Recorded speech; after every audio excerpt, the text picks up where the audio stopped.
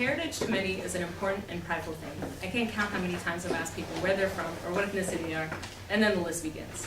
Well, I'm 1/4 Italian, 1/4 Mexican, 1/6 Irish, 1/8 Chinese, 1/9 Filipino. I usually zone out at around the third ethnic group, and it always seems like people are more than 100% in total.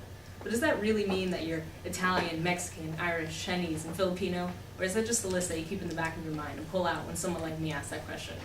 Or rather, do you cling to just one of those ethnic labels and eat a lot of pasta, watch The Godfather, and play Mario, or eat a lot of quesadillas, wear sombreros, and have a lot of relatives?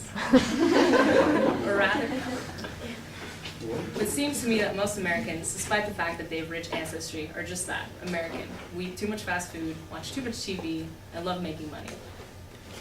So what does it really mean to be ethnically different than your peers in a place where culture more or less goes to die?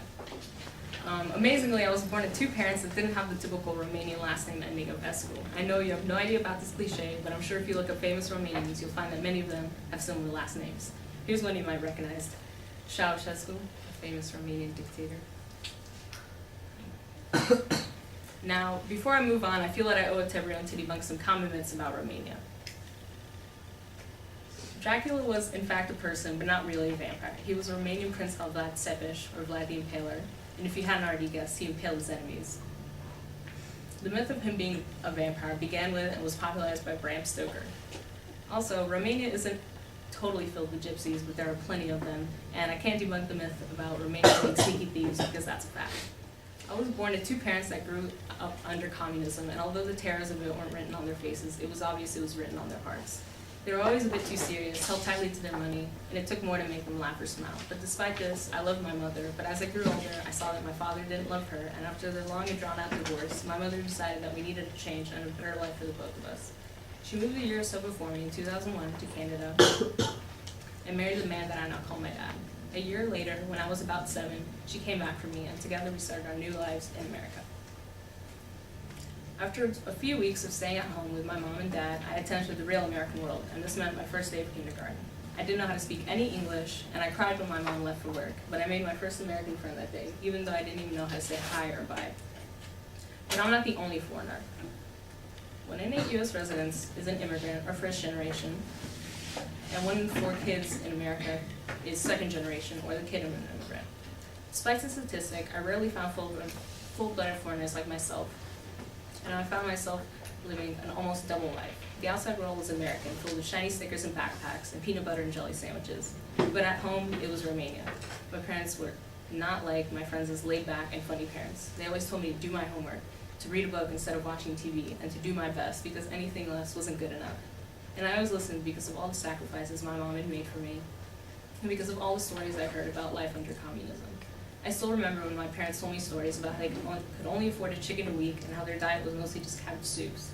I still remember when my mom told me the story of how she only had one skirt that she wore every day for her whole university career, but how she wouldn't let that get to her. She vowed to create a better life for herself. And at the end of university, she ranked within the top 10 of her class and went on to become the doctor she had always wished to be since she was young. A study at Johns Hopkins University finds that kids that are born under immigrant parents or immigrants themselves always wish to do better because of the sacrifices people before them have made. First-generation kids also have been found to spend more time on homework, watch less TV, and are generally going to earn higher grades than their second-generation counterparts.